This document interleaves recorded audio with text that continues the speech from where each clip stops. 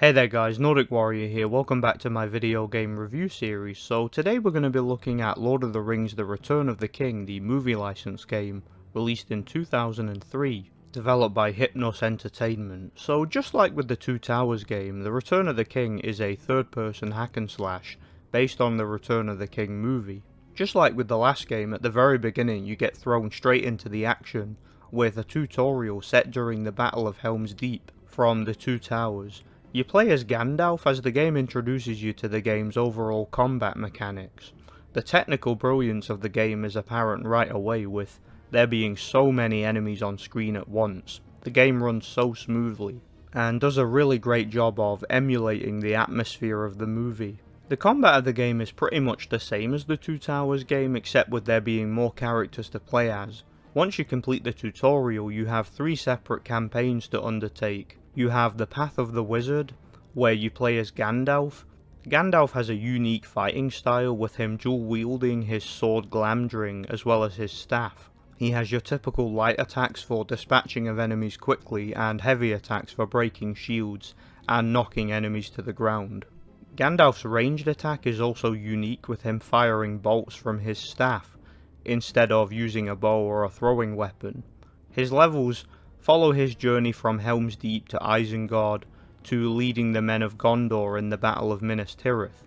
His levels are by far the most intense and fast-paced. You even have a level that resembles the Deeping Wall level in the Two Towers, as well as a level where you have to save civilians from hordes of orcs and trolls. The second campaign you can choose from is called Path of the King, where you get to choose between playing as Aragorn, Legolas and Gimli, just like in the Two Towers game. Playing as Legolas, just like in the last game, he has the most flashy, stylized and most finessed fighting style, with him dual wielding elven daggers and having such swift movements. He also has the most effective archery skills, however he is less armoured and much less durable than the others. Gimli is slower and much more basic, but is much stronger and more durable than the others, as well as having the most powerful melee attacks. He has more armor and can take more damage, and is basically a mini battle tank. His ranged attack consists of throwing axes and is much less effective than Legolas's archery. Playing as Aragorn is basically a good balance between the other two. His melee skills are very effective and he has respectable archery skills too. More durable than Legolas, and faster and more finessed than Gimli, making for a much more balanced play. These levels basically follow the trio as they traverse through the paths of the dead, and seek to gain reinforcements for Gondor to save them from Sauron's army. These levels are a lot of fun too, particularly the Battle of Pelennor Fields, which is a huge badass level. The third campaign is called Path of the Hobbit, where you play as Samwise Gamgee as he attempts to protect and support Frodo in his quest to reach Mordor and destroy the ring. Sam's levels are really large and overwhelming, and you can genuinely feel how overwhelmed he is. You need to be more tactful and use your wit to get through these levels on a first playthrough. Playing as Hobbit characters is much more basic and pedestrian, and they have much more basic fighting styles than the others, consistent with the Lord of the Rings lore. They have small throwing daggers that they use as ranged attacks, and can unlock a stealth ability using their elven cloaks to sneak past enemies. Once you complete these 3 main campaigns, you get a level during the assault on the Black Gate, followed by a final boss battle against Gollum in the Crack of Doom. One of the things I love about this game is the overall replay value. Once you complete the game, you unlock several pretty cool features. One of these features is the ability to replay any level as any character. This way you can play through the entire game again, and the leveling up system gives you a great incentive to do this. Just like with the last game, you have a sophisticated leveling up system. As you defeat enemies, the game rewards you with a hit meter that fills up depending on your efficiency in battle. Get enough consecutive hits on an enemy, and you will get a higher score for defeating them. These scores are tallied up at the end of the level, and the higher your score, the quicker you level up. Leveling up allows you to unlock several different upgrades. You have new moves and combos that you can unlock for combat, as well as stat upgrades such as improving your armor and weapon damage. You can also improve your ranged attacks as well as your special abilities.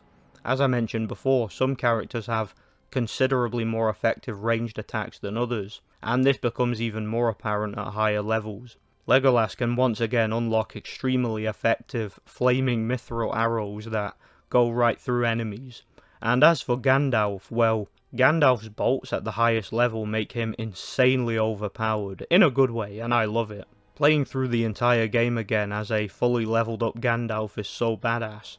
As for the special abilities, I mentioned before that the Hobbit characters can use their elven cloaks to turn invisible and sneak past enemies, and Gandalf can produce an enemy shield that wipes out all enemies in his path for a short while. So the game has so much variety in this regard. You have orcs that come in various different forms, small basic orcs, shielded orcs, orc archers, as well as larger, more brutish orcs, and orc lieutenants of various different kinds that are much tougher and more durable. You also have Uruk-hai, trolls, and even spiders in Shelob's lair. You also have several epic boss battles. For example, you take on the Nazgul, you take on the Mouth of Sauron, Shelob, Gorbag, the Witch King, the King of the Dead, and even Gollum. The boss battles are all very unique and very well designed. The Shelob boss battle in particular is absolutely intense, and you truly experience Samwise Gamgee facing his fears to save his best friend at all costs. As well as the Witch King battle, where you have to protect Merry and Éowyn, while at the same time defending yourself in a huge battle on Pelennor Fields. These are all really well designed boss battles that clearly had a lot of work behind them. I mentioned that after completing the game you unlock some features. Another feature that you unlock is 2 bonus levels called Palantir of Saruman and Palantir of Sauron.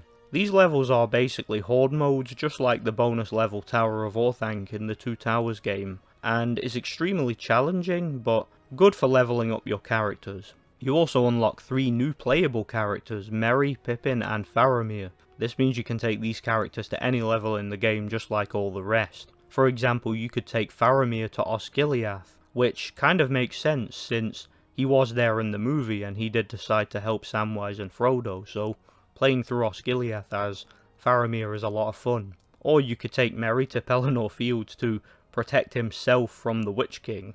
I don't know about you guys, but I personally felt obligated to take Pippin to Paths of the Dead since, well, Billy Boyd told me to. Yeah, take Pippin to Paths of the Dead. The game has some authenticity, with several actors from the movie reprising their roles in the game, providing their voices. Just like in the last game, you have the ability to unlock several interviews with some of the voice cast. Some of these are very funny and I really appreciate their addition into the game. He looks kind of sweet and approachable, as when he wears his war outfit.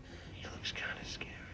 You also once again unlock plenty of concept art and stills for you to look at if you want to.